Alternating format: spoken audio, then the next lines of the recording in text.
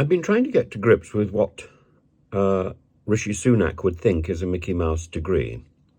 And I spoke to somebody who said that it was English literature, which is extraordinary. Why? Because it's just reading.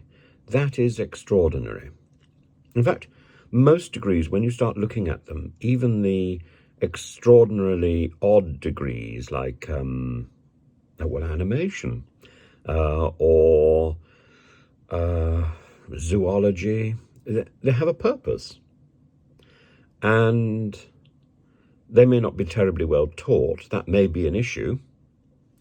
Some journalism degrees, I've spoken to students from those, and they've been very frustrated. But they will end up with a job which will give them an entry into the career of their choice. And degrees or going to university is an opportunity for a person to live on their own for a period of time, to develop a new skill set, managing time for the first time on their own, feeding themselves on their own, making new friends in a new environment that they've been suddenly thrust into, learning integrity, saying that you will do something and then doing it, handing things in on time, managing data, understanding facts, questioning facts, learning how to write an essay. Not everybody's seen my video on that, but if you haven't, please go on How to Write a Good Essay. It's on this site. And all those, what are they? A lot of them are soft skills. A lot of them are not inherently part of the degree brand, but they are part of that transition from school life into real life. Now, there are other ways of doing that transition. You could do an apprenticeship.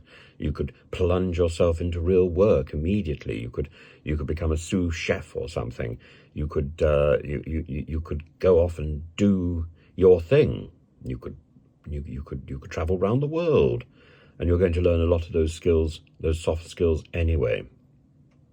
But university is one way of doing it. I suppose another way of doing it would be military conscription. That's certainly the method in some other countries. Sometimes it's a combination of university and military conscription. And I must say I'm grateful we don't have military conscription in the UK, because I think it's rather a pointless thing. You don't end up with a better army. You just end up with the state paying out a lot of money. Oh, my goodness. Is that the problem with universities in the UK? We're paying out a lot of money. Well, it's a good thing to train young people. It's a good thing to ensure that young people come out of university ready for life. They're not ready to do English literature.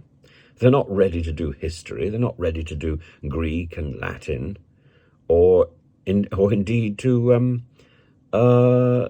do theology. If you want to be a plumber, I don't suppose going to university is necessarily the best route. You'd probably be better off just doing plumbing. And so on. In fact, there are very good apprenticeships for plumbing. And you'll make a cracking life out of it, because everybody needs a plumber. By the way, why are they called plumbers? And that would be why people need to study Latin and Greek. Or chemistry.